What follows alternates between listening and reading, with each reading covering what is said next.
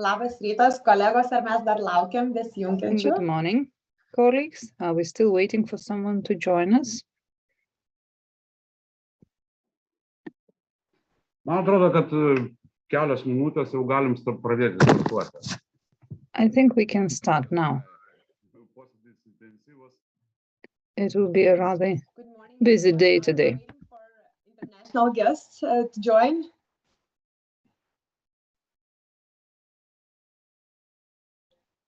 I'll treat this as a yes. So, labas rytas, gerbiami dekarbonizacijos darbo grupės nariai. Well, let's say we can start. Good morning, colleagues, consultants, participants. This is already the third stage of the review of the package of documents on decarbonization. We received 546 suggestions and proposals, and quite a number of them are attributed to the industry sector.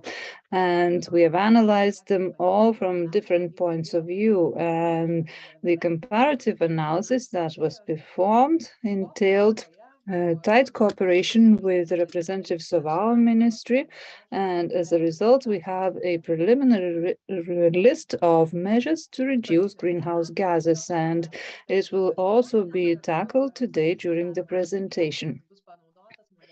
All the suggestions that were proposed by you, they will also be used in our future deliberations, and they will be included into our suggestion that we will submit to the European Commission. And we will start with the OECD presentation. On the 25th of January, OECD consultants presented us with a decarbonization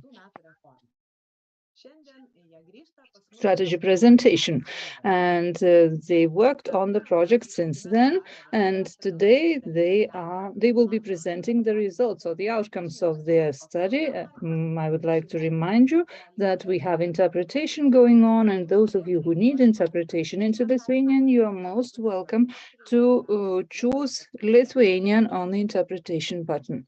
And now I'm giving the floor to Kęstutis Masalskis from the Ministry of Economy and Innovations. And thank you very much for the introduction. Without further ado, I will give the floor to OECD consultant, Mr. Killian Fraser. Yes, hi, good morning. Thank you so much, both to you, Kęstutis, and to you, Lieva.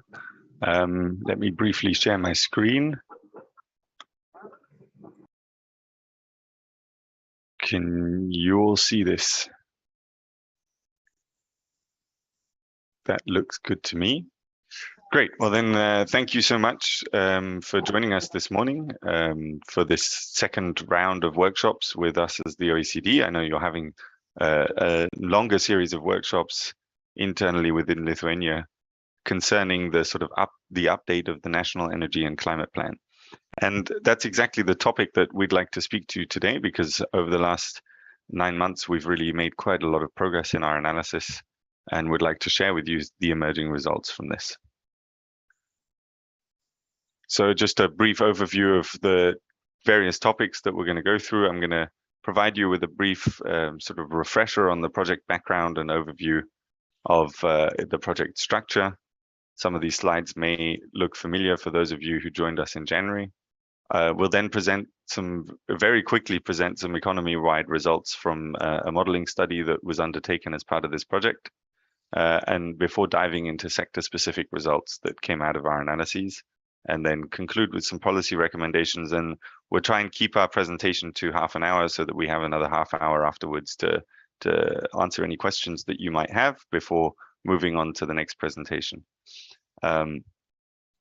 So a brief introduction and project description. As you can see from this chart, greenhouse gas emissions in Lithuania have broadly stalled over the past decade or so. Although some sectors have reduced their emissions quite significantly, for example, the energy industry sector, other sectors such as transport have actually increased their emissions, and so the net effect or net gain has been marginal. However, the EU has set a pretty ambitious economy-wide emissions reductions target of meeting net zero emissions by 2050. And in order to do this, so it proposes to reduce emissions by 55% by 2030. And this would entail quite a lot of changes for all EU member states, including Lithuania. For example, the proposal includes an increase of the ambition of the EU ETS from a reduction of 42% by 2030 currently to 61%, which is quite a significant increase. In addition, it also proposes new rules for non-ETS sectors or new emissions reduction targets for non-ETS sectors under the EU effort sharing regulation. And here it's proposed specifically for Lithuania that the previous target of reaching 9% emission reduction in 2030 with respect to a 2005 baseline is increased to 21%. Again, here the ambition increase is quite stark and will require quite an immense policy effort on the part of member states. The good news is that Lithuania seems entirely up to the challenge.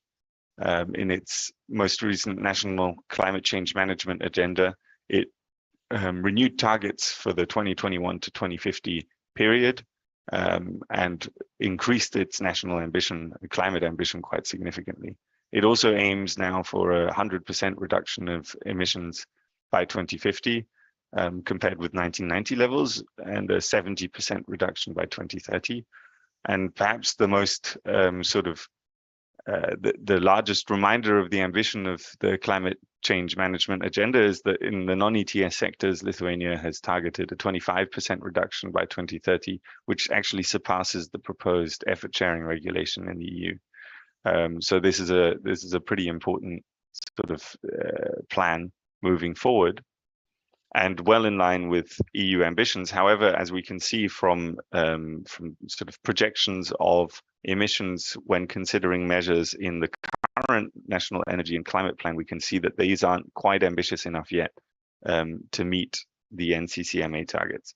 Now, it's important to note here that the emissions trajectories here under existing and under additional measures don't include proposed measures under the EU ETS, the EU's Fit for 55 program, which would be quite significant. So, you know, even if the NECP wasn't updated, but the EU ETS ambition was increased, perhaps this graph would change. But this is an example of, you know, the sort of ambition that or the policy ambition that is still needs to be implemented to reach targets set. And that's exactly why we're involved in this project, because in order to meet its updated targets, Lithuania is revising its national energy and climate plan. And this workshop is a part of a longer and broader process of how to sort of update the targets set in the old NECP. And the NECP is due for submission to the EU Commission in next year in 2023, and our project aims to support this process by providing some policy recommendations for decarbonization based on a number of different analyses. And these analyses span financial needs assessment, an assessment of the carbon pricing landscape, an assessment of distributional outcomes, a CGE model that's an economy-wide model that looks at different decarbonization pathways, as well as a policy stock take, really looking at what's currently implemented already in Lithuania, what's being planned already, and where do we see gaps where perhaps also good practice examples from other OECD countries could play a key role.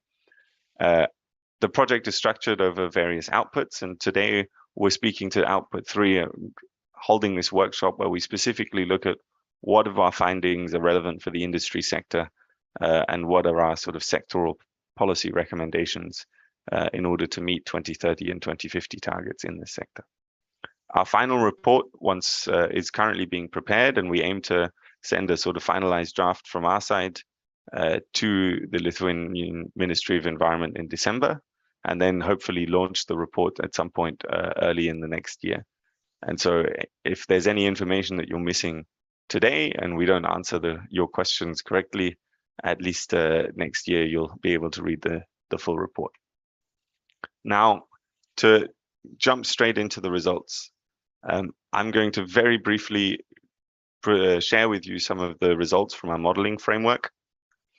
The modeling that was carried out used a global computable general equilibrium model to assess the impact of different decarbonization policy scenarios on Lithuania or in Lithuania. As a reference scenario, we assume that the NDCs are fully implemented. So the reference scenario isn't business as usual. It's actually already includes quite a lot of climate ambition. And in 2030, we run two different scenarios, one of which assumes that the Lithuania implements its proposed excise duty amendment, and the other that the EU implements a new ETS or a second ETS for the transport and building sector. And we see these as sort of complementary approaches to decarbonization, one being more on a national level and the other one being at an EU-wide level. And then to 2050, we model a scenario where carbon prices rise quite significantly. We call this the high ambition scenario, and we're really looking at, how far can we get with carbon pricing in terms of emissions reductions.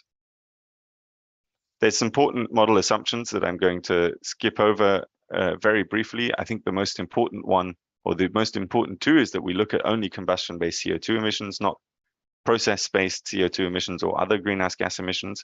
So especially in the industry sector, that's quite important because there's quite a lot of process-based emissions. And the other one is that we don't look at, or we assume that only current technologies exist. And even though the costs of those technologies decrease according to current trends or historic trends, we don't model the introduction of currently, not yet close to market technologies such as green hydrogen or carbon capture storage or similar. And this is maybe not the most realistic assumption. In the next 30 years, I think we can assume that there will be quite a lot of innovation, but we'll get back to that when presenting the sectoral findings. So what do we find? We find that under a reference scenario, so assuming that the current NECP is implemented at full and the sort of NDC trajectory globally is kept, Lithuania will not quite meet its 70% reduction target by 2030. However, both implementing the proposed excise duty amendment or implementing an ETS2 as proposed at the EU-wide level would nudge emissions closer to the 70% target. Then if we look at what would happen beyond 2030, we can see here that the carbon price trajectory beyond 2030 is quite stark. It assumes an economy-wide price. And again, this is quite a simplified way of modeling climate policy pathways. So that needs to be kept in mind. And what we see from this high ambition path is that if we consider combustion-based CO2 emissions, this would manage to reduce these emissions by about 83% compared to 1990 levels in 2050. But importantly in this graph, as you can see, the dark blue shaded bars are the industry sector. And we can see here that while there are some emissions reductions enabled here, perhaps about 1 megaton, this sector remains pretty hard to abate when compared to other sectors. Even the transport sector, which is the other sector that accounts for still quite a lot of emissions in 2050, reduces by significantly more, and other sectors such as power and heat or other goods and services and households decarbonize almost fully. So really the key challenge in Lithuania in the long run will be to try and abate emissions in the industry and transport sectors in these sort of hard to abate sectoral areas. And the same can be seen if we consider all greenhouse gas emissions. Now, remember that we're not targeting process-based emissions, nor are we targeting other greenhouse gases. So this is a, really sort of an underestimate of the potential emissions reductions. But we see that under a very high carbon price, we would get to 65% greenhouse gas emissions reductions by 2050. Now, this doesn't include the potential for carbon sinks. So if we include the potential for carbon sinks, we could perhaps at current trends add another 5 megatons. This would get us down to 73%, but the remaining 27% would need to come from new technologies and or the increasing sink capacity. So the overall conclusions from our modeling are that the excise tax amendment is key to meeting 2030 targets, especially if the ETS2 doesn't arrive. We also find that the economic costs of climate ambition are low. I didn't present that slide, but the sort of annual growth reductions are at a sort of level of about 0.03 or 0.04%. So that's really not a lot of economic costs. And this doesn't consider co-benefits or avoided damages. So In fact, if you consider those, you may even find that economic costs are positive, so that there's a net economic gain. And finally, we find that innovation, technology diffusion, especially in this industry, is really key, given the hard to abate emissions in these sectors, and the carbon sinks could be enhanced to help meet net zero. So much to our economy-wide modeling. Next, I'd like to present to you very briefly just the key results from our sectoral policy stocktake, considering the industry sector in specific. So first, there are a number of economy-wide policies detailed in the NECP, as you probably know even better than we do. And these include, for example, integrating greenhouse gas emission reductions evaluations in legislative processes and mainstreaming climate change within educational programs, but also extending the scope of green procurement, raising public awareness, and just more broadly funding research. Beyond these sort of already existing horizontal policies, there's a key important piece of legislation that is currently being discussed, which is the planned excise tax amendment. And this gradually increases or proposes to increase excise taxes on pretty much all fuels to 2025. There's an exception here for natural gas, and there's agricultural exemptions, although these are quoted. So there's at some point, agricultural exemptions fall away when a certain sort of volume of fuel has been consumed. In addition, the amendment suggests to implement a carbon price component from 2025. So once excise taxes have been gradually increased, then a carbon price component would kick in, starting at 10 euros per ton and rising to 60 by 2030, with ETS installations exempt. Now, in addition to this economy-wide proposal for excise tax amendments, there's also numerous different EU-wide policies under the Green Deal policy framework, including a new energy tax directive, energy efficiency targets, renewable energy targets, carbon border adjustment measure, etc. And these would have a huge impact also on Lithuanian emissions trajectories. Considering the Lithuanian industry sector in particular, we can see here that natural gas plays an outsized role in final energy consumption. And this is really, so decarbonizing natural gas in the industry sector will be key. ETS covered installations are governed by price trends in the EU ETS, but smaller non-ETS installations and small to medium enterprises receive pretty generous economic incentives to adopt new technologies, renewable energy, and increase energy efficiency under the current NECP. And there's also a lot of innovation promotion going on through tax incentives and other innovation support. So what we can see here is that the measures in the industry sector currently in place really focus on this sort of technology adoption, innovation, and modernization, which is key, as we can also see from our modeling results, in order to really target these hard to abate sectors and hard to abate emissions. And next, I'd like to pass over to my colleague Anna Suya, who will present the results of a carbon pricing analysis. Hi, very nice to meet you. Can you hear me?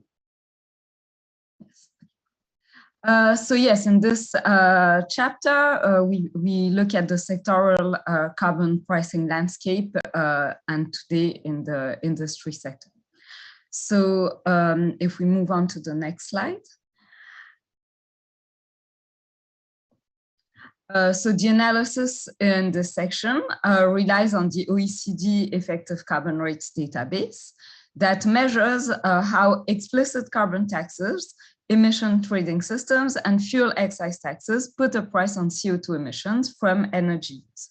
So the database covers 6 sectors that together span all energy uses. So Lithuania CO2 emissions are covered through the EU ETS and excise duties that apply to most fuels and which are subject to the EU ETD, so Energy Tax Directive, which sets minimum rates for the taxation of energy products in EU member states.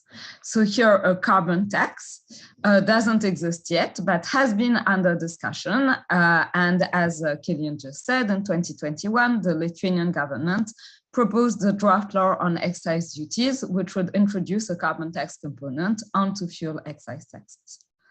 So now establishing an effective carbon rate profile then enables to analyze the base, so which share of emissions are covered in Lithuania and today in its industry sector more precisely, and of the rates, so how strong is the price signal.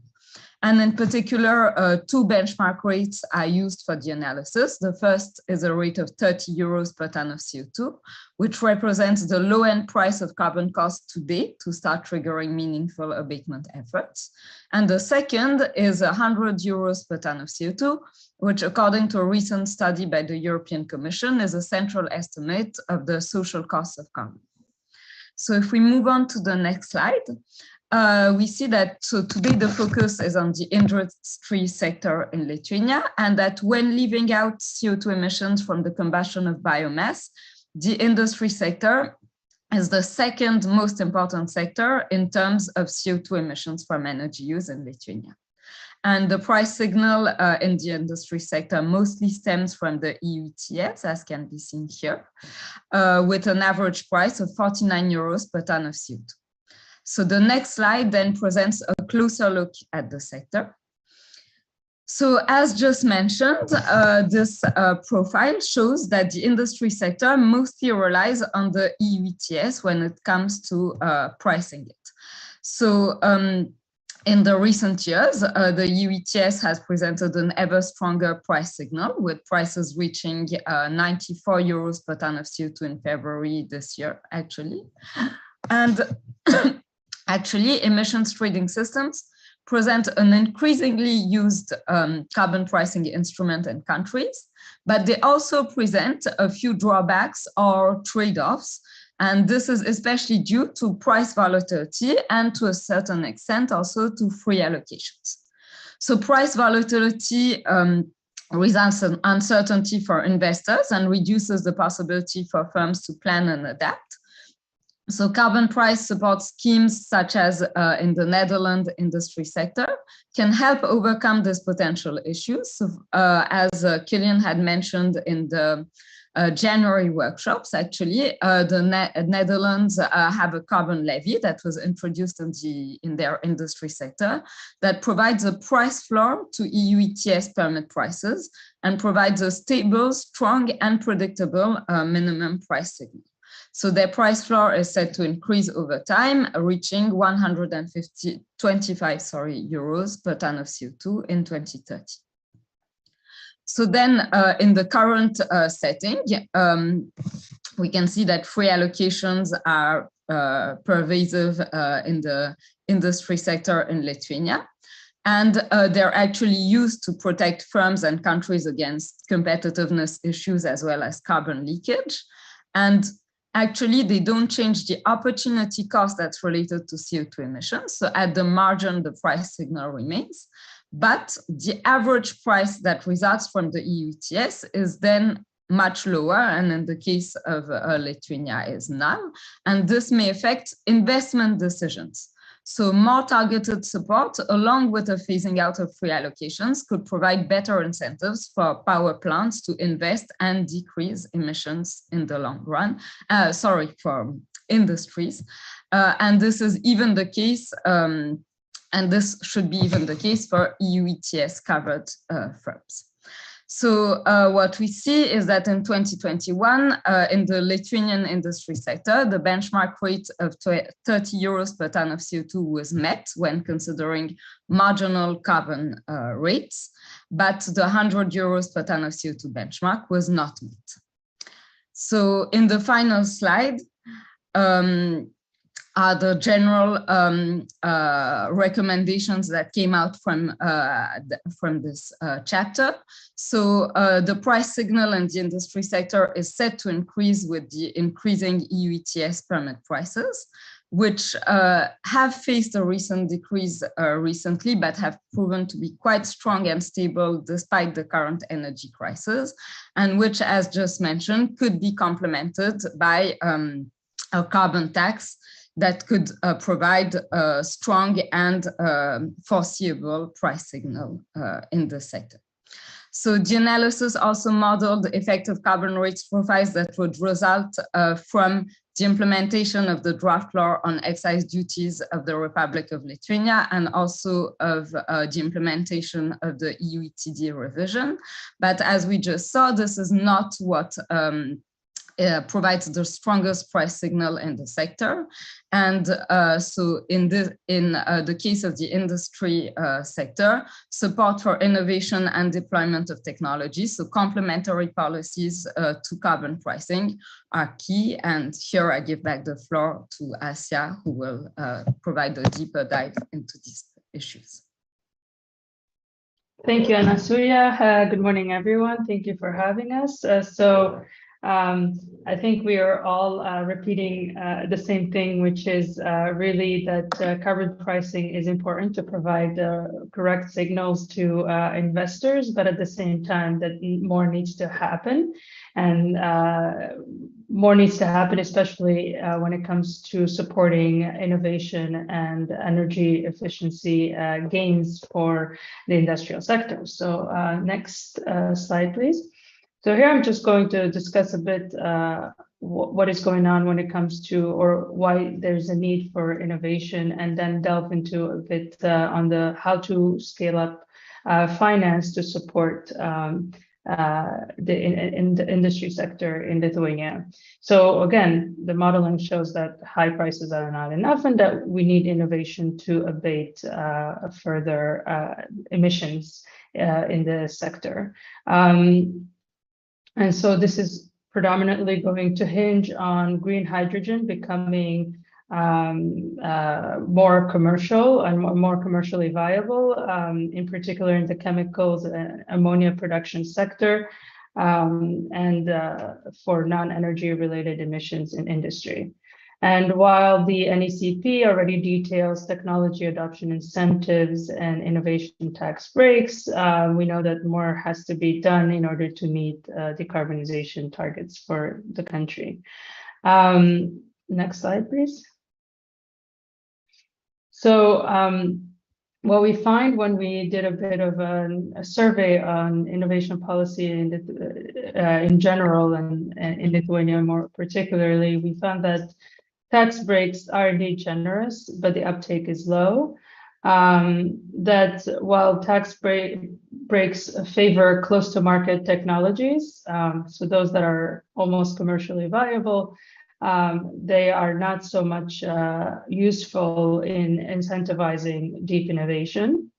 And therefore, we found that there's a need, or there's scope for more targeted efforts in furthering deeper innovation for specific technologies. Like I said, for green hydrogen in ammonia production, but given Lithuania's small market, it means that technology adoption will likely be more important than targeted deep innovation support. Next slide, please. And this is going to mean that the public sector and the private sector are going to play a key role in supporting decarbonization of the industrial sector. And what we see thus far when it comes to investment, the public sector has relied heavily on distributing grants and subsidies to fund investment, especially in infrastructure, but that also can come at the expense of private sector involvement, as it undermines incentives for investment, and even it crowds out private sector investments. So in our report on how to scale up financing needs, we call for public sector investment to improve its efficiency, and to also provide incentives for the private sector to step in. Next slide, please. So what does it mean to for the public sector? The public sector has a couple of roles that it plays when it comes to investment. One, it is the provider of funds, but it also is the enabler for ensuring a stable investment environment and for scaling up private investment. When it comes to the private sector role itself, there are a few things that we suggest the private sector focuses on in Lithuania, especially one being establishing long-term policy and regulatory frameworks to boost investment. This includes sending the correct price signal through its carbon pricing policies and other climate mitigation policies. We also see that it is important to increase the absorptive capacity of all the structural funds and other EU funds that it gets, and also to improve spending efficiency. We also think that it is important to build investment ready and bankable project pipelines so that you give a set of projects that investors can take up on and therefore reduce costs for them. And lastly, when it comes to the private sector, the public sector, that engaging subnational authorities, which are quite constrained in Lithuania when it comes to their spending autonomy. So engaging them and providing them with or helping them set up more pooling of services and pooling of funds that could scale up their investment would be important. Next slide, please. Now, the private sector is a bit constrained also by the fact that in Lithuania, the capital markets are quite small. Here we show the size of assets under management in the left-hand side that are held by institutional investors in the Baltic states, in the 3 Baltic states, versus the size of the bond and equity market in the 3 Baltic exchanges. And you see that there is ample room for institutional investors, or that the size of assets held by the institutional investors is outsizes considerably the size of capital markets, and so there is a need to expand this. And so we find that current efforts for integrating the Baltic capital markets are a good way to do this, and it goes in the right direction. So we encourage that. And also we think that there is also scope to leverage green bonds as an instrument to support green investment. But this requires mechanisms to incentivize investors, and perhaps through green mandates and through clarifying the fiduciary duty with respect to climate risk, this can help scale up private investment. Next slide, please. Another way to bring in or to crowd in private sector investment is for the private sector to develop risk-sharing mechanisms that are also tailored to the appetite of investors and the type of risks involved in the project. We note that the risks do involved in along the life cycle of a project, and therefore it is important for policymakers to take this into account and to provide the appropriate conditions and risk and financial instruments that are meeting investor risk appetites as well. Next, please. And one project that we found that could deliver very important lessons for Lithuania in increasing public sector spending efficiency, and also developing the technical expertise to support investments for decarbonization, is the Jessica program for improving residential sector energy efficiency performance. This program started actually in 2007, and its second part is in the last EU programming period. And what we found is that it took time for administrators of the program to develop the technical expertise and administrative capacity to evaluate and implement projects and also process funds, and figure out how to use financial instruments in the most appropriate way. And so we think that it's good to look at this program and see the challenges that it was facing, and how it overcame these challenges. And actually, with that, I end my presentation, and Gillian will take over. Thank you. Thanks so much, Asia, and thank you also, Anasuya. So just to present one last slide to sort of sum up all of our results specifically for the industry sector. So what we find is that really it's key to get price signals right. For example, the exemption of natural gas from the excise duty amendment proposal should be revisited, because this is a key part of sort of key energy source in the industry sector, and exempting it from higher prices sends a sort of the wrong signal, at least in terms of climate policy ambition. There's obviously other political reasons that you may want to exempt natural gas for, but in terms of climate policy ambition, this exemption doesn't make much sense. What would also be key is to send stronger price signals given the volatility of ETS prices, including also tackling the 100% free allocation. So as Anasuya presented, implementing a price floor, as has been done in other countries, for example, the Netherlands, would send a sort of strong signal to markets in general, but the industry sector in specific as well, that there is a price trajectory that we're on, and it is going to increase, and it is going to increase in ambition. And also this might allow for more targeted support to allow for the 100% free allocation to be revised. However, pricing on its own isn't enough, and even high prices have limits. For example, our modeling shows that given sort of the plateauing of marginal abatement efficiencies, at some point, even at high prices, there remain hard to abate sectors for which we need new technologies to change marginal abatement curves. And so technology and adoption is key. And here direct support should be increased to really target key technologies rather than relying on horizontal tax incentives, to ensure that, for example, those technologies that aren't yet close to market, but have the potential to really generate these sort of strong emissions reductions in hard to abate sectors, that they really come sort of supported and are able to come to market. And one good example here is that there's a number of pilot programs for contracts for differences, for example, for green hydrogen in Germany. And that's good. That will develop that more in the report, but I think that's a key sort of recommendation, that there are direct targeted policy experiences out there doing exactly this that Lithuania can build on.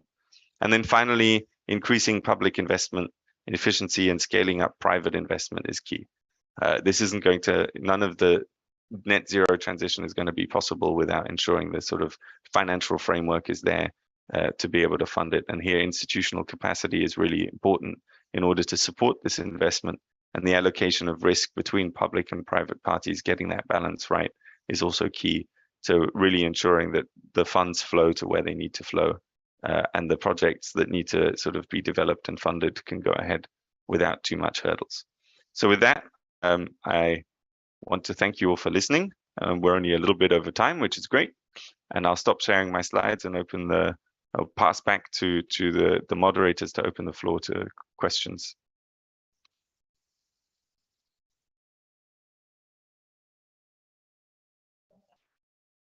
Taip, aš manyčiau, kad labai dėkui Oecd konsultantams, tikrai tokia išmokta. Thank you very much for your wonderful review and presentation.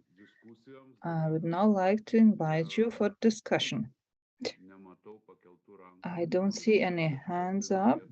I don't see anyone willing to ask a question yet.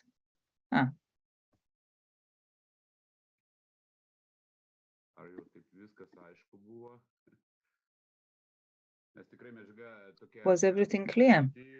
Because the material that was reviewed was of a rather broad nature, and we certainly will need time to think it over. It will become wonderful food for thought. I see Gintaras Vilda willing to ask a question or to comment. Please introduce yourself and ask a question. I think the Vice Minister was the first one to raise her hand. Sorry, I didn't notice that. Vice Minister, the floor is yours. Thank you very much. Most probably, I have a question for OECD, and thank you very took much the for place of Gintaras, but an interesting one overview of all the policy measures that could be taken. I have a question regarding tax exemptions that was mentioned in the last slide of the end. You mentioned that tax exemptions, broad horizontal tax exemptions, work poorly. Instead of that, targeted support measures should be taken. I wanted to ask you if you are comparing their tax exemptions, targeted ones with horizontal ones, or are you comparing subsidies versus horizontal tax exemptions? Because one problem that we have in Lithuania, that tax exemptions are less potent in the area of SMEs, especially. We have a tax exemption for innovations, which is kind of not very popular in the SME sector. For example, I don't know if you know that, but innovation tax exemption is used by large companies. About half of large companies use tax exemption for innovations, 40-something%. But in the SMEs and micro enterprises, especially, it is about 0.5% companies that use this tax exemption. So this is kind of where we should be working towards. Of course, it is very important to improve the design of these exemptions, maybe, but we are a little bit cautious if this can be solved by design changes only, or could we do something more or something else? So I wanted to hear more about these tax exemptions versus direct support. Thank you very much. Sure, thanks so much. And you bring up a really important point that actually I think will feature quite heavily also in the chapter of the upcoming OECD economic survey that I think is going to be launched later this week, if I'm not misunderstanding it. But you're entirely right that the tax sort of exemptions for innovation are quite generous in Lithuania, but the uptake is low, particularly for SMEs. And this is why in our presentation we were mentioning the importance of targeted support. And I think you asked the right question there, which is, can you really solve this problem through changing the design of the tax exemptions to sort of better target smaller enterprises, or is this something that smaller enterprises need a different type of policy? And I think that what's key for innovation and decarbonization technologies specifically is that most likely tax exemptions aren't the right way to target this sort of deep innovation in smaller startup enterprises, and sort of direct support is probably a better means of enabling this, for the reasons that smaller industries may be working on products or technologies that aren't yet close to market, and so they have also less capacity to really take advantage of tax exemptions and all of this. So direct support in the form of grants or similar is probably more efficient for smaller enterprises. I don't know if my colleagues want to add anything to this. Great.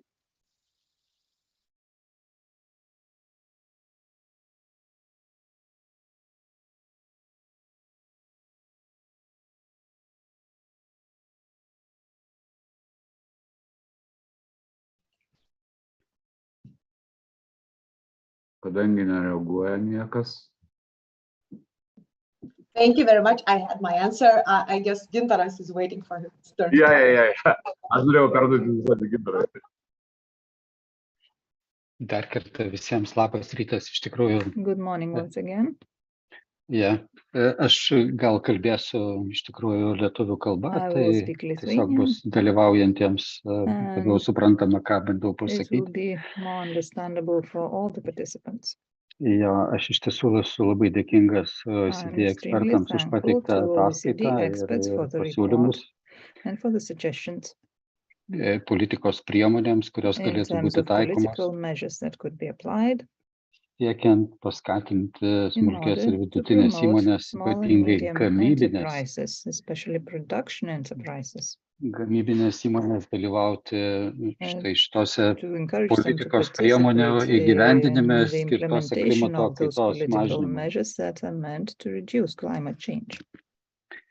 Iš tiesų, mes kaip pramonininkų We, konfederacija as the ir Industrials Confederation, mes kaip komanda veikianti gamybos we inovacijų as a slėnio team skaitmeniniam working inovacijų in the centre Innovation Valley and the Digital Innovation Center, susiduriam su tikrai dideliu kiekiu gamybinių we įmonių, face kurios quite a vienaip number ar of kitaip prisideda prie production poveikio enterprises klimato kaitai. who actually contribute to the impact on climate change. Ir akivaizdžiai matome, kad And politika it is pasirinkta obvious that the tiek policy Europos that has been chosen Sąjungos, both tiek on the EU level Lietuvos and on the Lithuanian level yra teisinga ir is the siekiai, right kuriuos one. mes keliame And the per goals dvigubą that we are transformaciją, setting tai yra per related to double skaitmeninę transformation, ir I have žiedinę in mind transformaciją mėginti circular transformation and digital transformation pradžioje mažinti poveikį klimato kaitai, o po to to reduce ir the visiškai impact on climate sustabdyti change yra and then tikrai finally svarbus. stop the impact on climate change are extremely important. Kas yra svarbu, kad daugelis įmonių, What su is kuriomis mes important bendraujam is ir that kalbam, jos labai most of gerai the supranta companies that šitus we keep in siekius. contact with, they do understand those goals very well. Tačiau šiandien dėja mes gyvename su 6 Still, krizėm, kurias reikia today we vienaip are ar facing kitaip 6 suvaldyti. crises that we need to manage one way or another. Jo, mes galime šitas krizės pavadinti We can call those galimybėmis ir crises galimybių opportunities. laikotarpiu. We Aš jas can call pabandysiu this time pavardinti. an opportunity time, and I will try to enumerate them all. Jo, tai vis dar tęsiasi skaitmeninė transformacija ir ketvirtoji Continue pramonės with revoliucija digital su savo transformation and 22 industry technologijom. 4 with the 22 technologies. Vis dar įgyvendiname We are Europos still politiką implementing the ir European Paryžiaus policy susitarimą and the siekdami Paris suvaldyti klimato Agreement kaitą. in order to manage climate change. Ir šitos dvi krizės iš tikrųjų And reikalauja those two milžiniškų crises, they do investicijų, require tiek huge viešųjų, tiek investment, privačiųjų, both kurias public turi and padaryti private įmonės. investment that companies are to make. Jeigu mes kalbėtumėm dar toliau, tai mes vis dar valdom ir bandom susitvarkyti su pandemijos sukelta krize, kurios metu subyrėjo visos vertės grandinės ir jas dabar reikia mėginti sukabinti, atstatant tiekimo grandinės ir grįžti į normalų gamybinį procesą, kada žaliavos ir komponentai atvažiuoja taip vadinamų just-in-time principų, nes vienaip ar kitaip daugelis įmonių dabar priverstos gyventi just-in-case principų, bet ne just-in-time. Ir tas just-in-case principas reiškia, kad mes turime į sandėlius pridėti iš tikrųjų daug žaliavų ir komponentų, kuriuos džiaugiamės, kad gavom už kainą, kurią galima užfiksuoti šiandien. Ir tai žinoma stabdo mūsų galimybės investuoti į skaitmeninimą ir klimato kaitos technologijų mažinimą. Be jokios abejonės mes šiandien gyvename dar su karu, kuris vyksta tarp Rusijos ir Ukrainos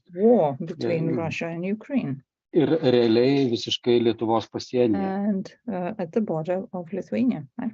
Ir natūralu, kad mes turime dar poveikį sukeltą konflikto tarp Kinijos ir Taivano, kuriame mes taip pat kaip šalis atsidūrėme.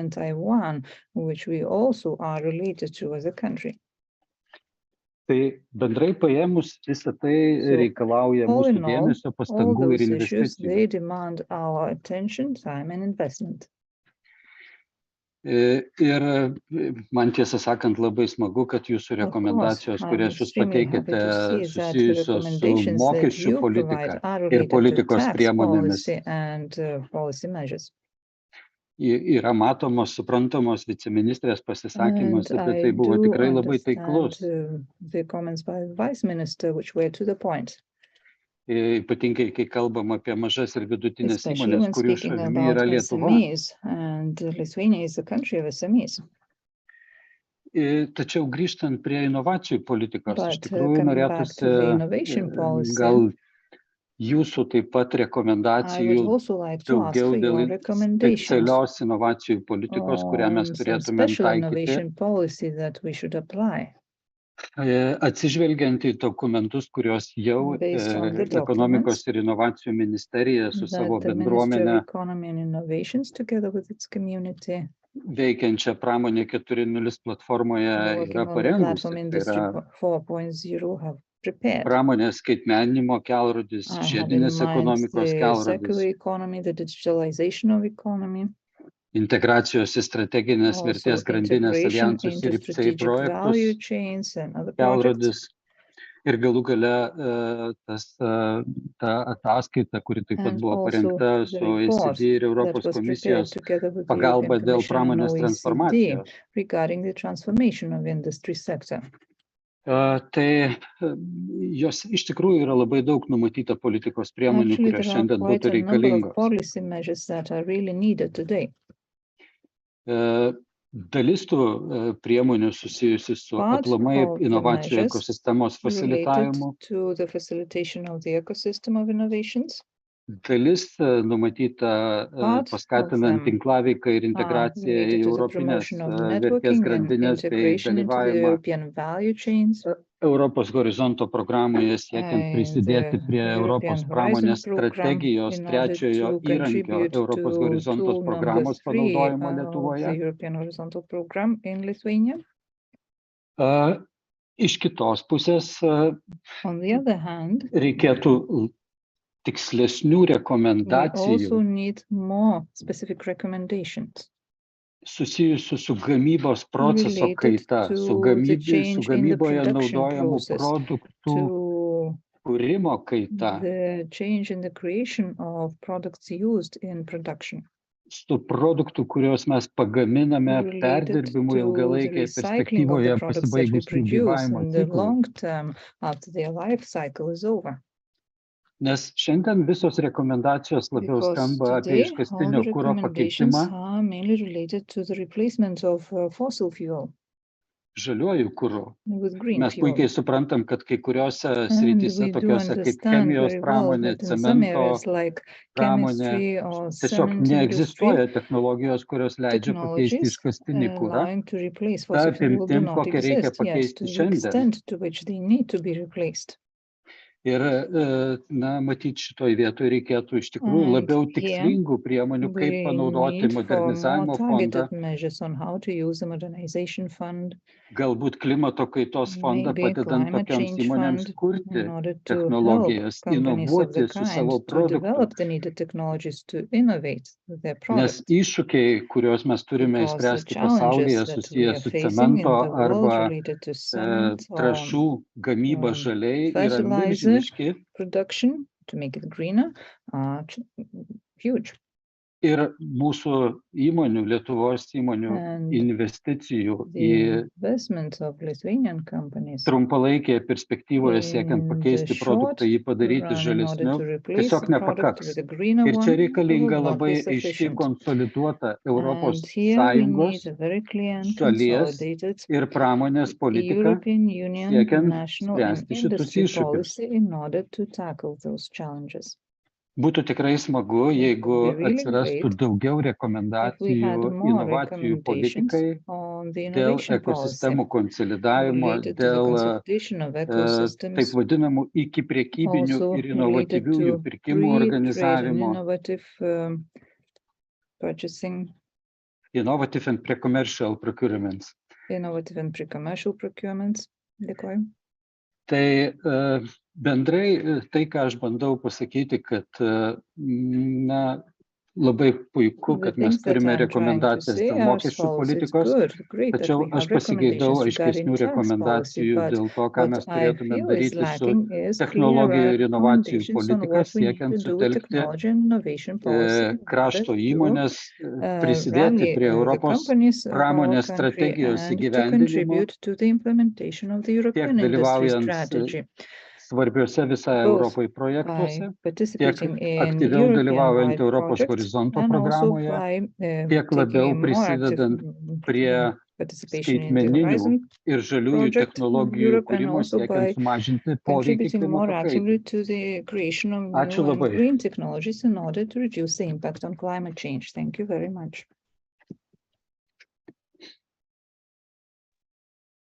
Hi, Gintaras. Thank you so much for your, very, very detailed comments, and I think you're entirely correct in all of it. First of all, yes, we are facing overlapping crises, and obviously, as I also mentioned when referencing the sort of recommendation to revisit the exemption of natural gas from the proposed excise tax amendment, this is from a climate perspective. There are other perspectives out there.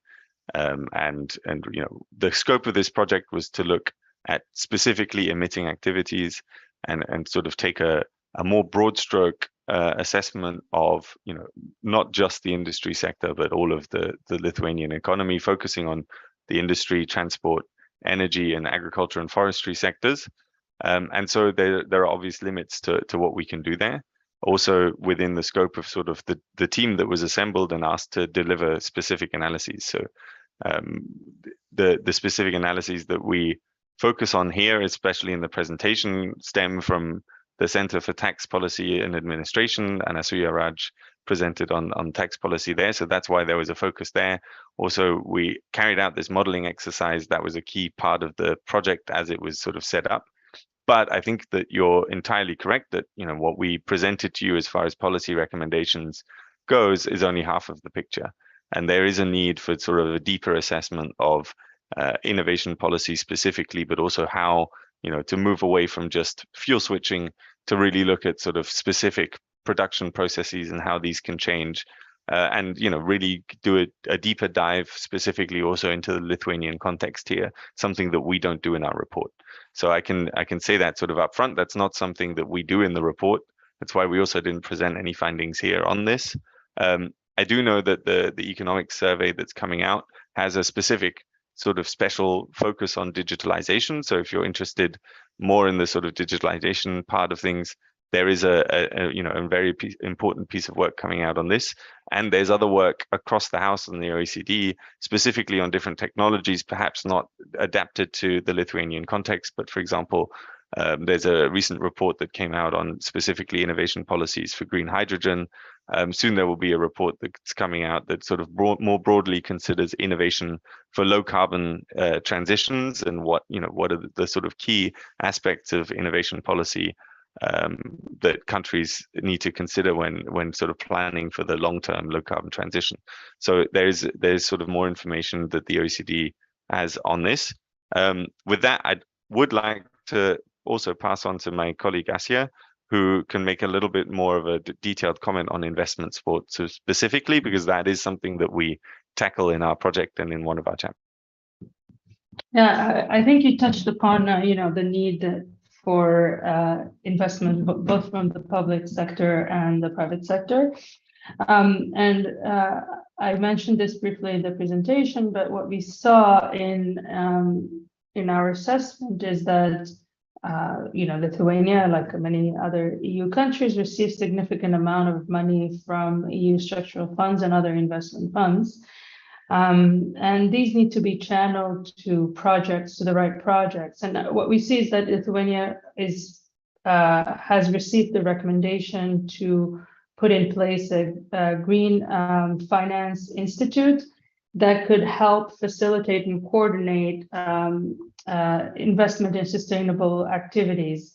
And we encourage very much this initiative, and we hope that it is advancing, because I think there are a lot of barriers standing in the way of investment, especially in green activities, and while the EU taxonomy on sustainable activities has been put out there, and it's probably going to clarify things a little bit more, I think there needs to be, nationally, more expertise and more know-how to identify these sustainable activities and to try to match investors with projects.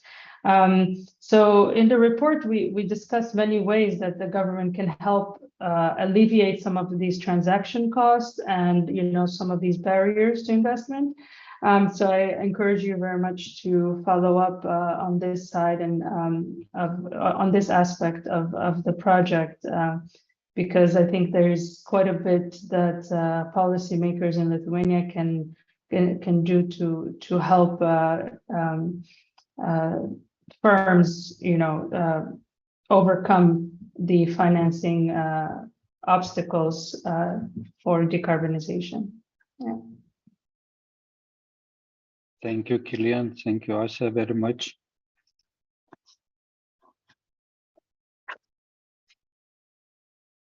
Kadangi nematau daugiau pakeltų rankų, tai aš siūlyčiau. I don't see any more hands. Now I would suggest that we switch to our next issue on the agenda. Thank you very much once again to our consultants from OECD for valuable insights and comments. And now I would like to invite Mantas to present the list of measures. Or will it be Aiste? I think it will be Aiste. Manta, prašysiu irgi papildymų, jeigu kažkur reikės, mačiau. Yeah, so Aiste, me, I'll be presenting, but Mantas will probably add to what I say. So hello, everyone. Thank you very much for the floor. As Kęstutis has mentioned, I'm Aiste Jotautytė from PricewaterhouseCoopers, and now I'm going to overview the list of measures. Probably you can see my screen. Yes, great. So to begin with, I will briefly introduce you to the process. Probably you are aware of this process. You have seen it, you have received letters. So it was developed in all sectors, for all sectors, and it consists of three phases. In the first phase, we formed the measures from the received proposals. We prepared the descriptions, the indicators. We established the maximum technological potential and maximum financing. In the second phase, we did the analysis of impact on greenhouse gases, also impact on fuel and energy savings, also impact on jobs and social exclusion, so social component. And in the third phase, we had consultations and meetings with ministries, after which ministries adopted decisions regarding on the implementation on measures and the required financing. So speaking of the industry sector in more specific, so out of 33 measures, 23 are planned to be implemented. Having implemented these measures, we are calculating that the preliminarily greenhouse gas savings would be more than 13,000 kilotons of CO2, and preliminary fuel and energy savings would reach almost 12,000 gigawatt hours, and 965 million euros of investment would be necessary.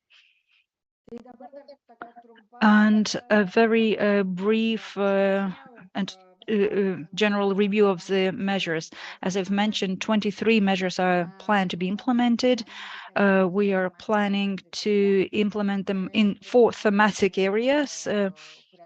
And the biggest thematic area with 12 measures is construction and design thematic area.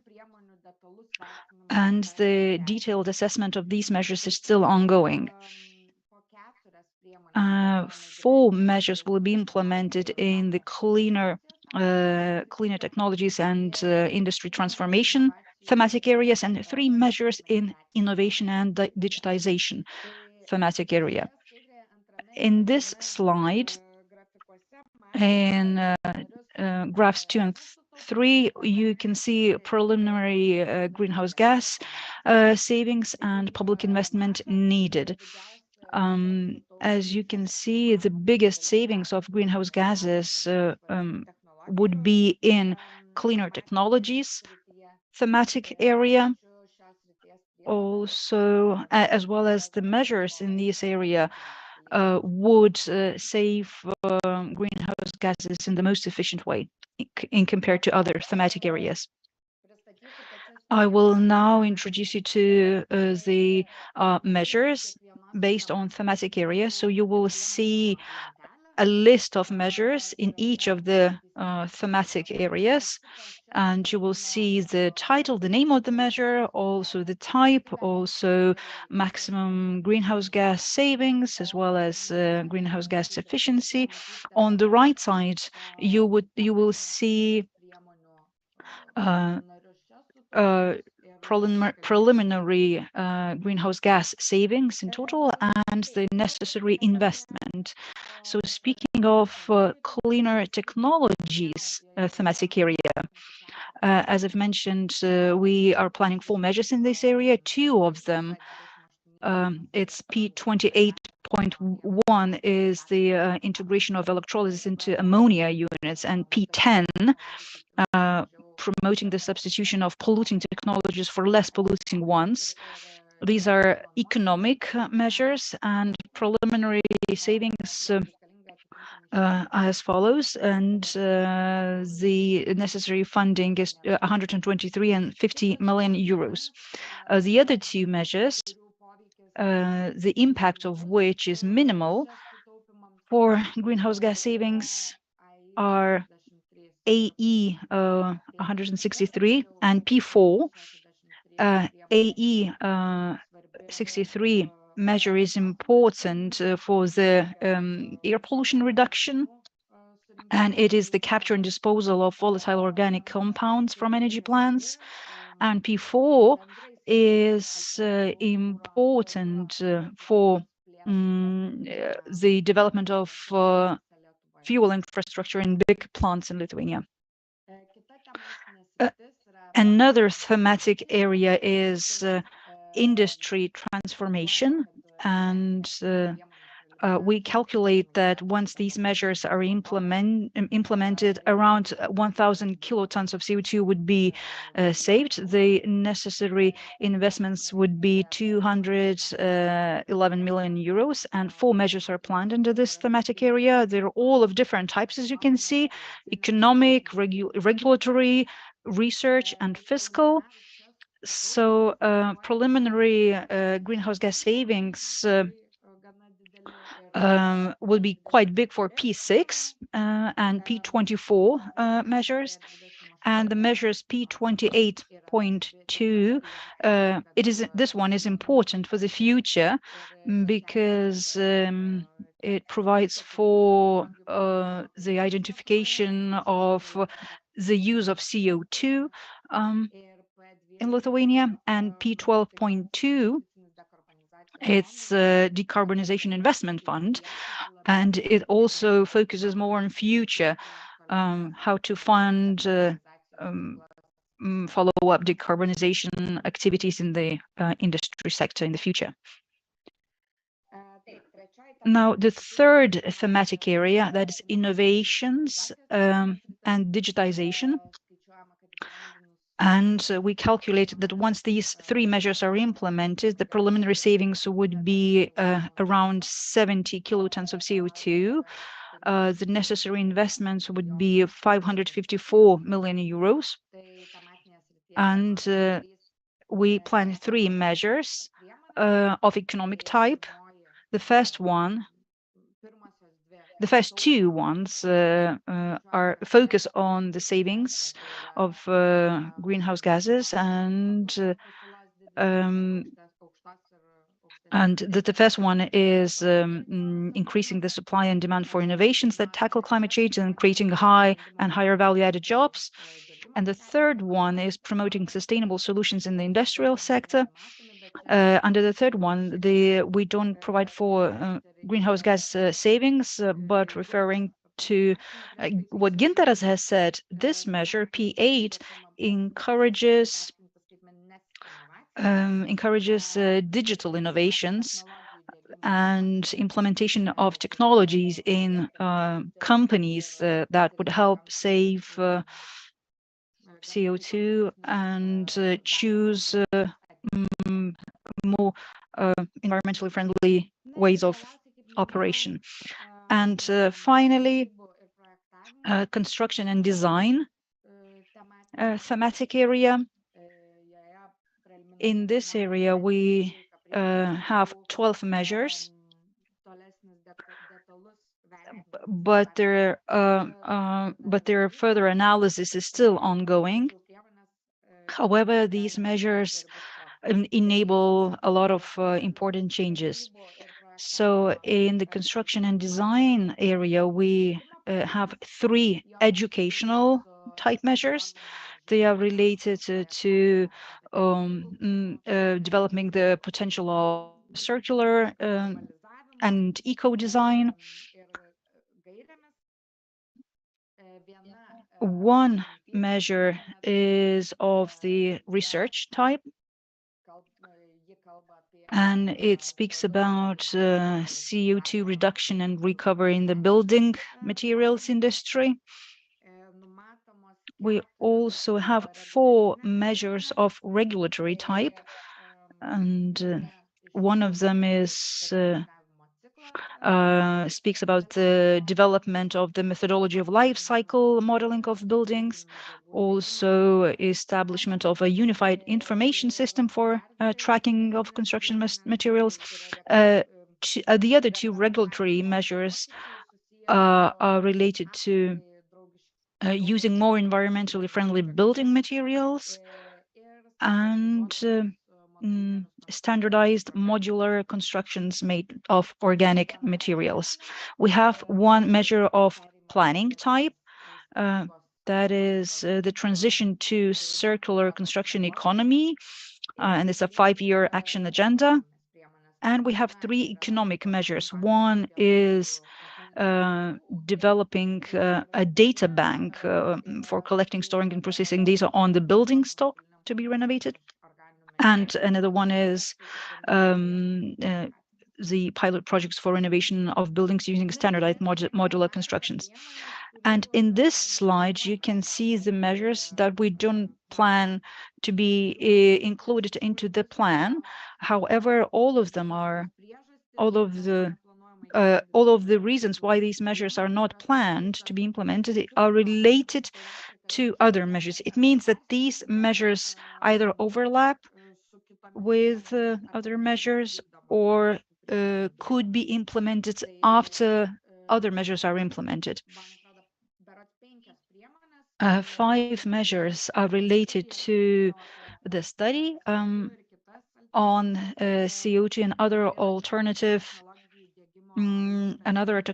alternative technology implementation in Lithuania. Part of these measures could be implemented after the feasibility study once we know about the potential of transportation, storing in Lithuania. Some measures can be implemented after the technical specification study and so on. One measure that is a partial substitution of natural gas is in line with the current measure. One measure that is the improving the environmental performance of business processes is the same as measure 0.23. The study about the green hydrogen will be implemented once the development of green hydrogen study will be implemented. Zero emission projects and including circular economy priorities. These measures have bigger impacts on the encouragement of circular economy. These measures are included into the circular economy actions plan. So that will be it. And I know that I've provided a lot of information. If you have any questions, I'll be happy to answer them. Thank you.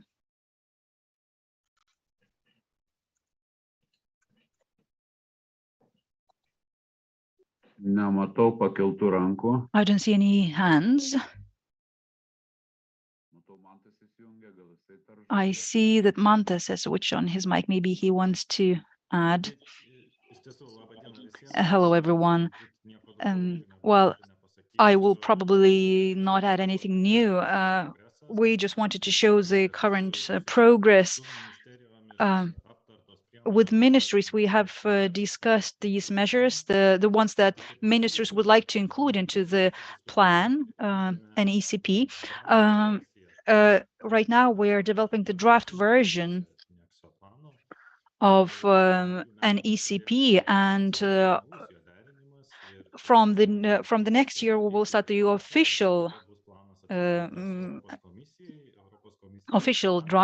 preparation, and then we will submit it to European Commission, and then European Commission will provide its recommendations and observations. So this process will be ongoing. Right now, we just have presented what we have discussed with the ministries, what they want to see in an ECP, at least in the draft version of an ECP. So, Mantas, as far as I understand, we have some time, and social partners especially and other stakeholders can provide their proposals until the 25th of October. Is that right? Yes, you are absolutely correct. If you think that there are some inconsistencies, or maybe the evaluation is not correct, or you have other comments, or you have questions, for example, why certain measures are not included into an ECP, as Kęstutis mentioned, we are looking forward to your proposals. We will take them into account, and as I've said, from the next year on, the formal process will start. So before that, you can provide your comments. Those measures that have no fundings right now, you will look for the funding on the national level. Yes, the NECP is not the plan that allocates the funding. It's the document that provides guidelines and the measures recommended by specialists aimed at the CO2 reduction targets. If the measure is included in the plan that has no funding right now, actually there are measures that we don't know the sources of funding. Yes, so we will focus on those measures, and we will be looking forward. We will be searching for funding. Since this plan is for the next 10 years, we still don't know about all the sources of funding.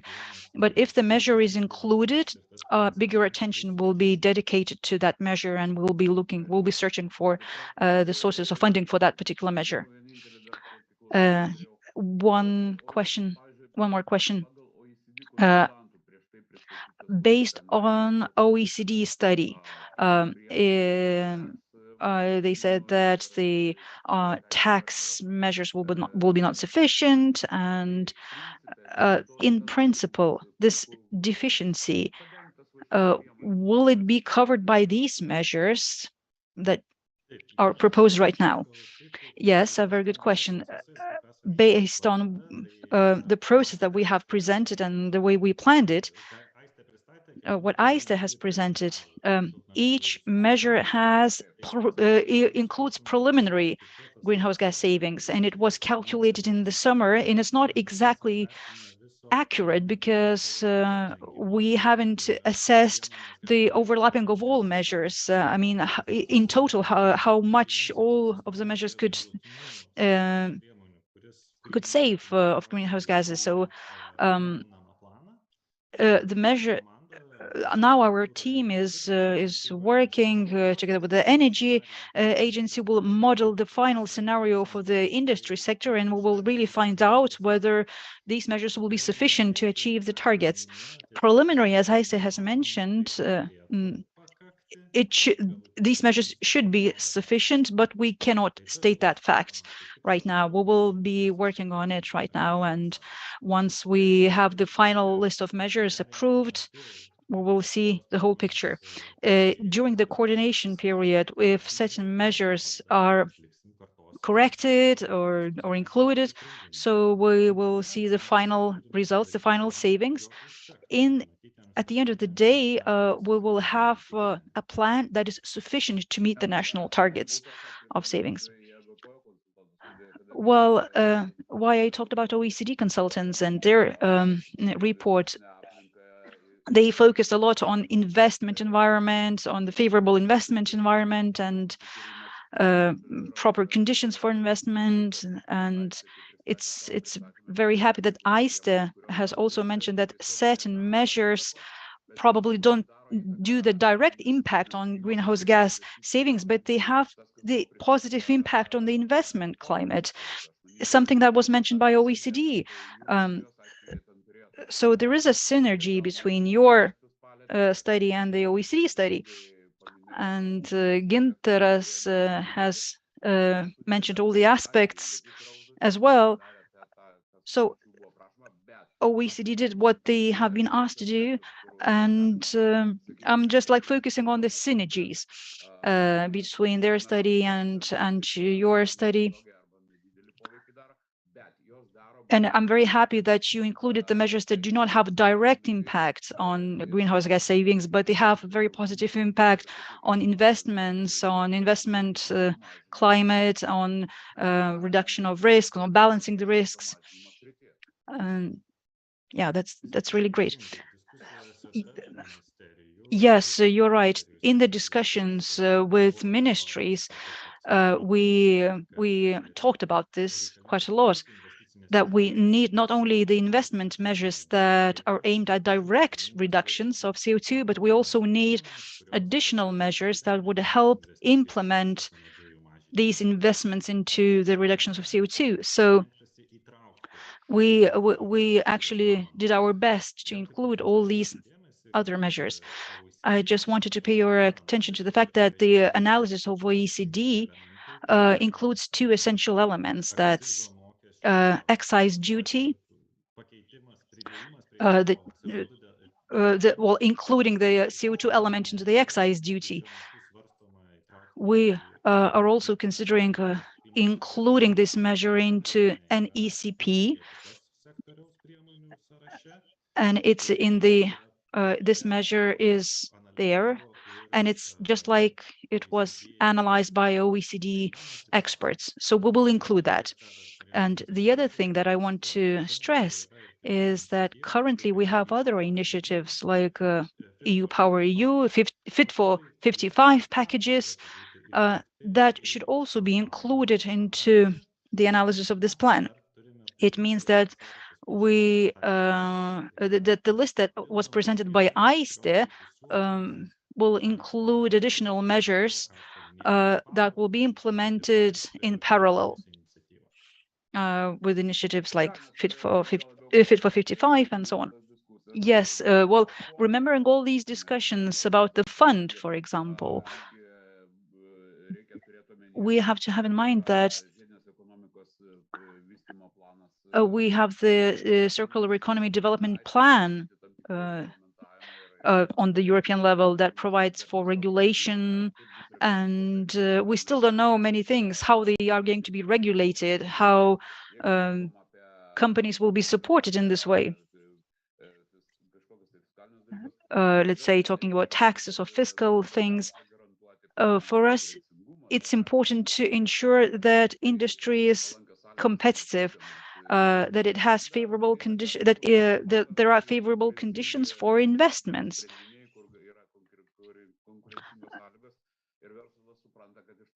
Well,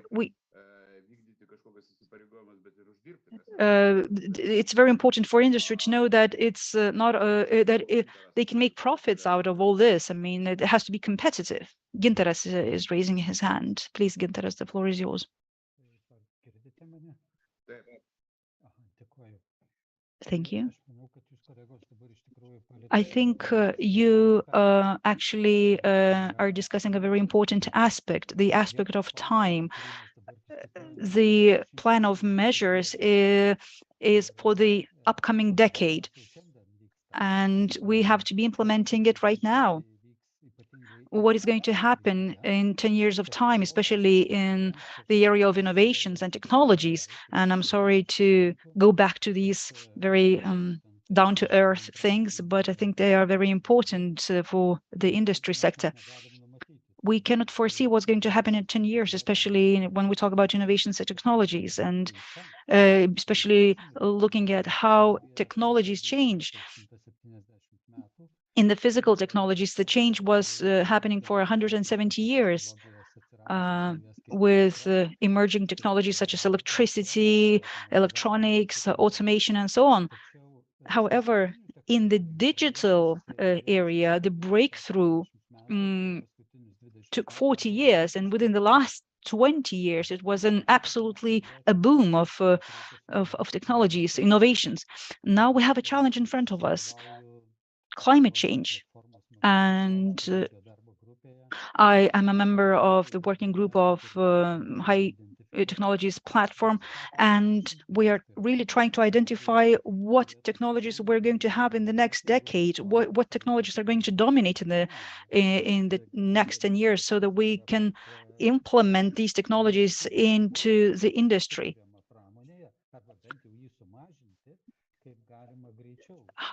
So here we see that the change of technologies that we see right now is going to happen for the next 3 years. It means that every 3 years we will see a technological breakthrough. And what we are identifying right now, let's say biotechnologies,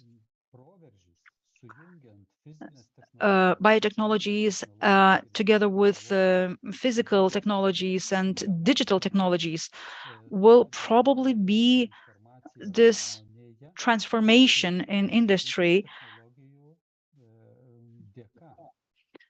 which will be thanks to technologies. So we forecast that bio-intellectual production will be the new trend of production that we'll have to live with. So in our plan, we actually are talking about this. And when I talked about the lack of technological and innovational policies, so what I meant was this deep tech, the lack of this, the lack of promoting deep tech at the state level, and our plan does not foresee that. But what we're actually talking about is innovations and promoting innovations, and the need of innovations to meet the climate targets. Thank you. Thank you, Gintaras. Maybe Mantas will add. Okay, Judita will probably comment. Gintaras, your comments are very good. I just wanted to say that right now we're talking about the industry and the existing industry and how we can take it further on, to what level we can take it. Yes, innovations are there once innovations become mass production. And the time when innovations become mass production is quite lengthy. It takes time. I wanted to say that that in the actual NECP, we have a section dedicated especially for innovation and innovations and R&D. The Ministry of Energy actually prepared this section, and they are responsible for that. So we will pass on your comments to the Ministry of Energy, because the working groups, as they were formed, so we focus more on the measures that are currently being implemented and could be implemented in the short run.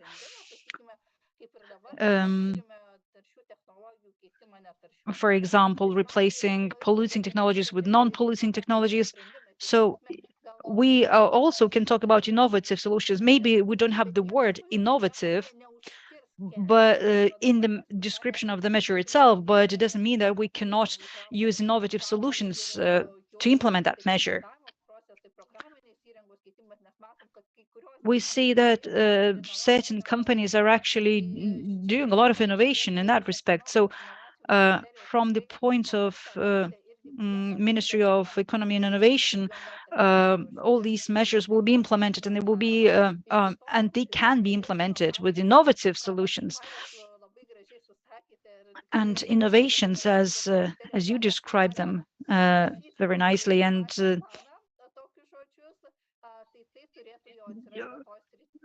they will be included, as I've mentioned, into the section of innovations in the NECP, not in the section of measures for industry. But thank you very much for your comments. I just wanted to add that the Ministry of Energy coordinates this sector, and we are, from our point of view, we are coordinating the sectoral economy plan 2035, and the descriptions are maybe a bit broader in this plan, and we don't use the words, maybe the words like bio or innovative, but of course it doesn't mean that you cannot choose them.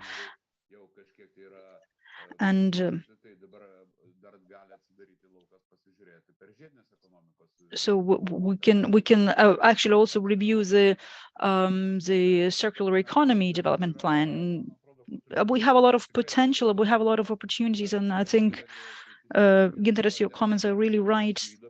The topic of bio is very topical. Mantas, I can see you are raising your hand. Yes, bioeconomy measures are also planned in the agriculture measures list. Just wanted to point out about what Gintaras says and about the quick changes in the world. Yes, these are the challenges that are faced by all other European countries when they're trying to plan for the upcoming decade. But we have plans how we're going to deal with that.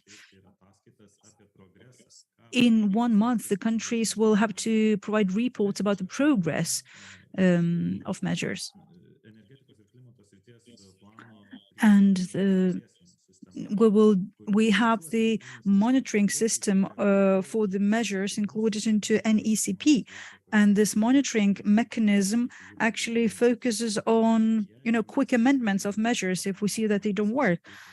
So if we see that something needs to be changed, if we see that something needs to be added, we will be able to do that.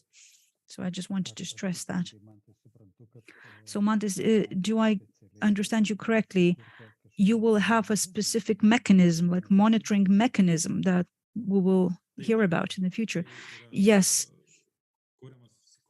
we are developing this mechanism,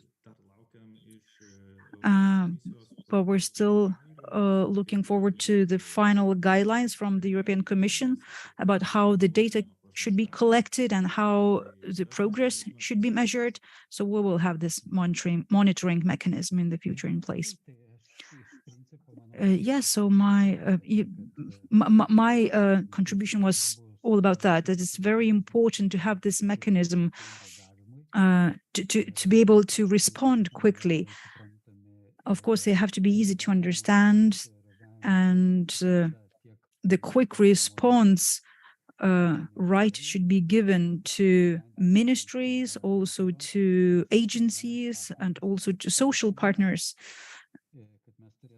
so that we have this equal right of initiating the necessary changes to responding quickly, so that the countries participating in this mechanism have the right to react quickly. Also, I think that it's very important. If we take, let's say, the digital agenda of Europe, we will see that the digital agenda is all about facilitating digital transformation. But when we look at the climate plans, we don't see a program, an agenda that would be that the aim of which would be to facilitate the management, the controlling of climate change.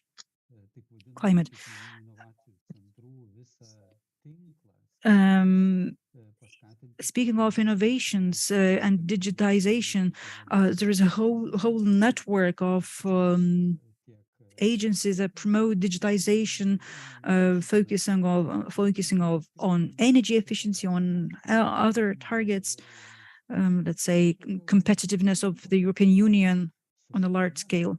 Speaking of climate, competitiveness is also a challenge. And here it's very important, both on the national level, on the regional level, to have instruments that help companies to remain competitive, both on regional, on a national level, as well as on a global level. And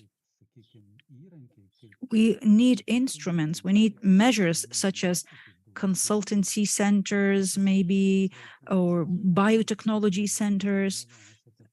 And thank you very much. You have this measure planned.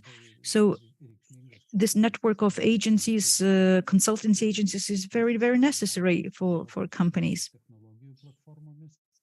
And thank you very much for cooperating with the European technology platforms in that respect. So in innovation consultation services, that's very important when we talk about climate change technologies. That's very important, and and I'm very happy that this industry that you really coordinate this industry file together with the Ministry of Economy and Innovation, and it's very important for the life of our country.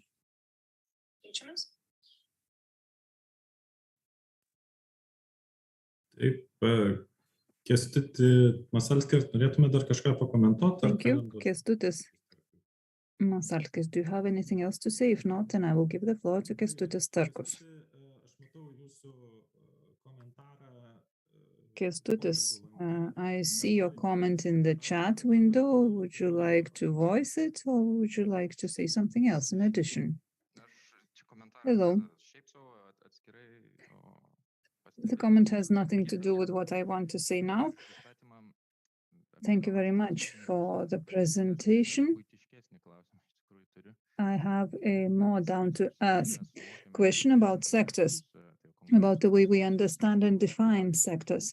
And I will provide an example. Our company, Orlen Lithuania, according to Fit for 55, by 2028 or 2030, will have to, in essence, decarbonize the whole production in order to meet the obligatory requirements. So in which sector will that happen? We are an industrial company. The Renewable Resource Directive, the green, contributes the green hydrogen to transport sector. But in order for us to decarbonize our hydrogen and to start producing green hydrogen with the help of hydrolysis, we'll have 1 gigawatt hour of renewable energy, and this is already energy sector. So I look through the Excel and I see that when it doesn't say anything about green hydrogen, that would not be attributed to fertilizer sector. What about industry sector? I don't think you will speak about green hydrogen there. And we already spoke about the energy sector. We need a lot of energy for the industrial decarbonization stage. So how do we define different sectors? And I see that there are no energy measures in order to do that, and in order to implement all the transport sector measures, we need to also take into account the energy sector measures in order to solve this one single decarbonization task related to green hydrogen. Thank you very much, Kęstutis. I do agree with you that industry and transport sector related decarbonization also involves obligatorily the involvement of energy sector. And our ministry is still working on the list of all the candidate companies, and we have not made the final decisions yet. We expect to take them in the foreseeable future. when modeling the forecast of greenhouse gases by 2030 and 2050, we definitely need to have a list of measures to be applied in the energy sector. And only when we have it, we will see whether we manage to achieve goals in all the sectors. For that to happen, we need to wait for the Ministry of Energy to finalize their work on that list of measures, and then we will see whether they are sufficient for both industry and transport sectors. I do agree that in the industry sector, we only have one measure related to the promotion of green hydrogen production in fertilizer industry. But what concerns production of green hydrogen in other sectors, certainly we need to look for measures under the list of energy measures. Thank you very much for raising this issue time and again. We will not forget it. Let's continue focusing on that. This question hasn't been solved yet. Thank you very much. I would like to add a few more words. This issue was analyzed in the just transition field, and all the things that were included under the fertilizer sector, they were included at the suggestion of one of the companies in the region. Orlen is also under the just transition coverage. I cannot comment on all the measures that have been foreseen for that. All the topical issues were included, all the topical measures were included, and those measures are to be financed in that one sector, but they will have influence on other sectors as well. Thank you very much, Kęstutis. I would like to invite my colleague Agla from the Environmental Agency to comment on that, because Kęstutis asked a question about the way we define sectors. Orlen Lithuania, which sector is it attributed to? Orlen Lithuania is attributed to the energy sector when we speak about the accounting of greenhouse gases. We seem to see Orlen there, but at the same time, we don't see them on the list. We do see their problems, but we do understand that there is another minister setting the policy measures there. A week ago, when we were listening to the energy sector presentation, I asked a question about the greenhouse gases or emissions related to green hydrogen. I was told that they are under the industry sector. Now I'm here in the industry sector, and they are not under the industry sector either. We will see what happens when we speak about transport, whether we will be there or not. What concerns just transition, and the study that has been developed, the importance of Orlen Lithuania was said to be at the highest level, but what concerns the mechanisms of the just transition measure, we see that the financing cannot be allocated from that fund, and all the needs, despite the fact that all the needs are concentrated under one company, we still cannot get the support from the just fund.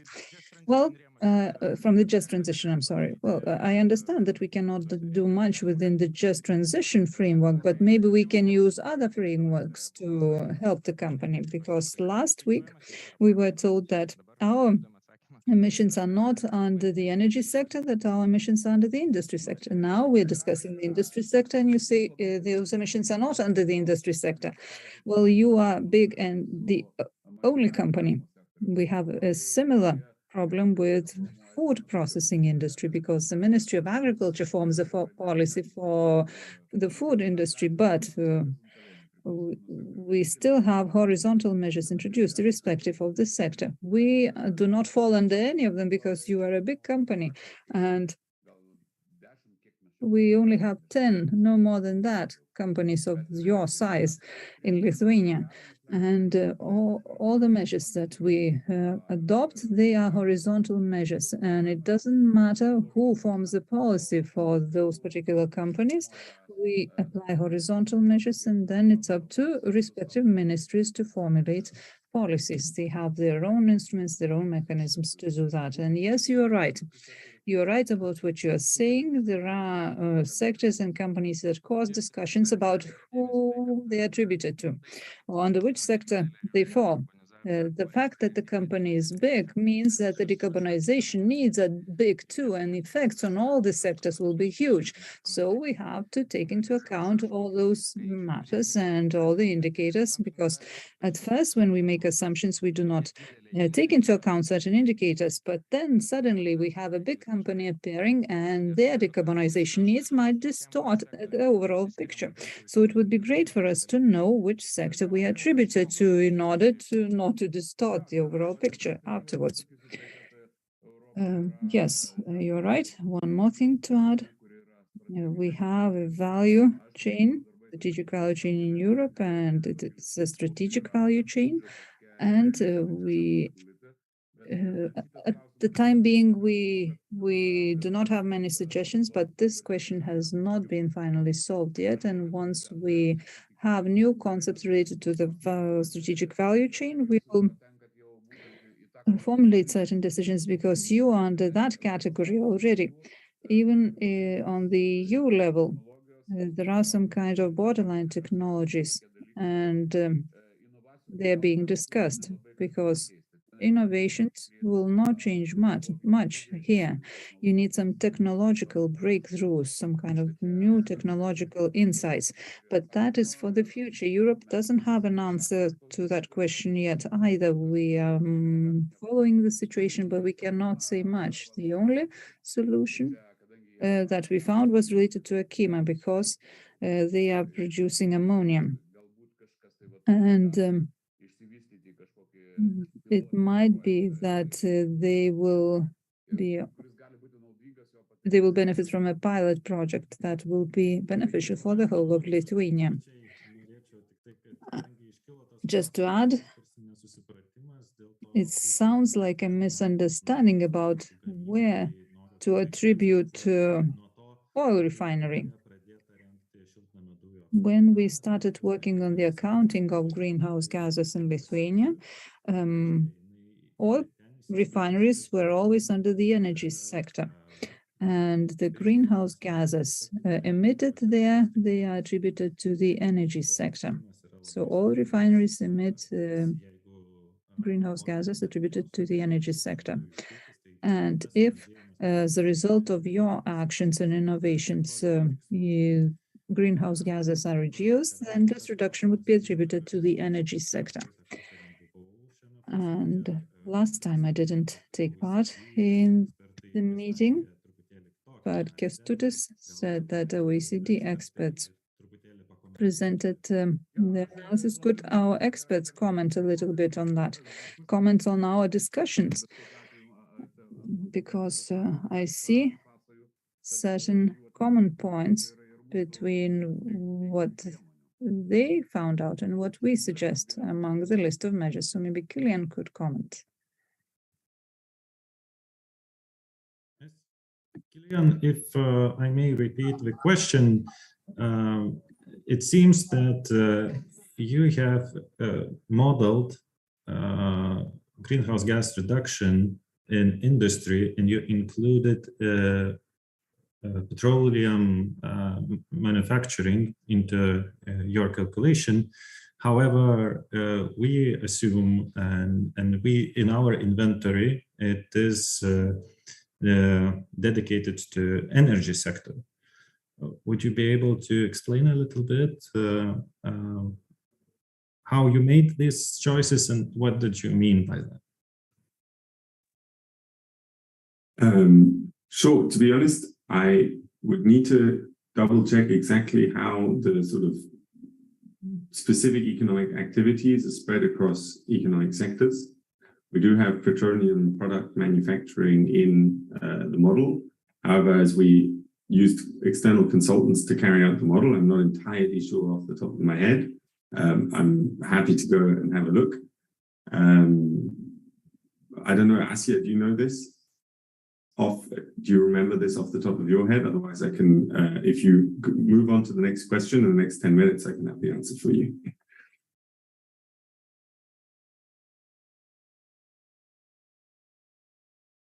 Sorry, I don't know. I mean, we have a specific category where we show the impact of carbon prices on petroleum product manufacturing. I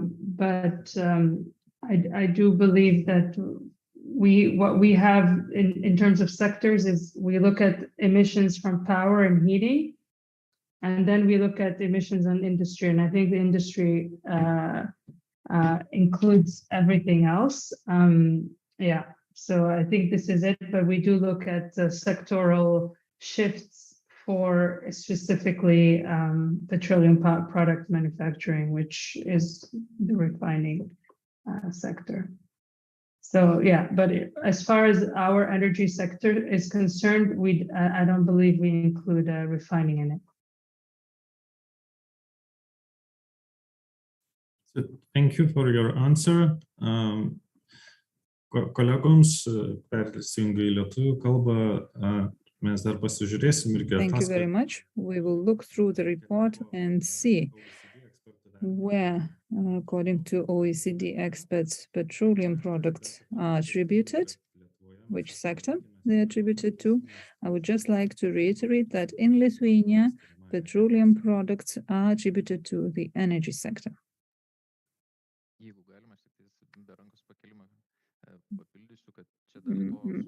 I would like to add a few more comments. According to the EU law, RED II and RED III proposals, green hydrogen in transport sector to produce fuel is attributed to transport sector, not industry, not energy, but transport sector. So we are actually scattered over 3 sectors. Kęstuti, you're right. We do have measures to promote alternative fuel in the transport sector, and one of the alternative fuels is green hydrogen, and we are speaking about the consumption of hydrogen, but the things you are talking about is the greenhouse gases emissions that are emitted in the process, in the production process, while producing green hydrogen. And production of hydrogen will be under the energy sector and consumption of hydrogen under the transport sector. And if industry uses hydrogen, that it will be accounted under the industry sector. Well, this is exactly what I'm talking about. The petroleum refineries are attributed to the transport sector in this case, because in the EU, because they are producing a product for transport sector, and we are now using hydrogen in our production, and not all green hydrogen will be attributed to the transport sector, not all of it. Only part of it will be attributed to the transport sector, and for the coming 10 years, it will be an intermediary product used to produce fuel, and we need to know which sector it will be attributed to. It seems to be scattered over a number of sectors. Well, seems like our time is almost over. We have 10 minutes left. Seems like we saved some time. I don't see any hands anymore. Anyone willing to react? If not, I would like to thank our OECD consultants for the interesting and beneficial work that they're doing and showing us all the opportunities that exist. I hope we will be able to find the interconnection between their report and our thoughts. And as far as I understand, Mantas, this working group is on industry is finishing its work now. Certainly, this is our last meeting, but we will be looking forward to your comments, to your ideas and thoughts, but we will come up with a final list of companies that will form the basis for the forecast of greenhouse gases emissions by 2030. We will see whether the measures that we have will be sufficient to achieve the results. And then next year we will have a final draft of the document, of the plan, to discuss with the society, and this will be done not within the group of decarbonization, but following other formal procedures. Thank you very much, dear consultants and participants of the working group, for contributing to the overall result, and we hope that all that we have managed to do will favor the competitiveness of our industry sector. Thank you very much, and see you in other contexts. Thank you once again. The process was really rather progressive. Thank you for your participation and contributions, and I'm sure that our joint efforts allowed us to achieve a really good result. Thank you and bye. Thank you. Thank you, everyone. Thank you. Goodbye. So much also from me. Bye.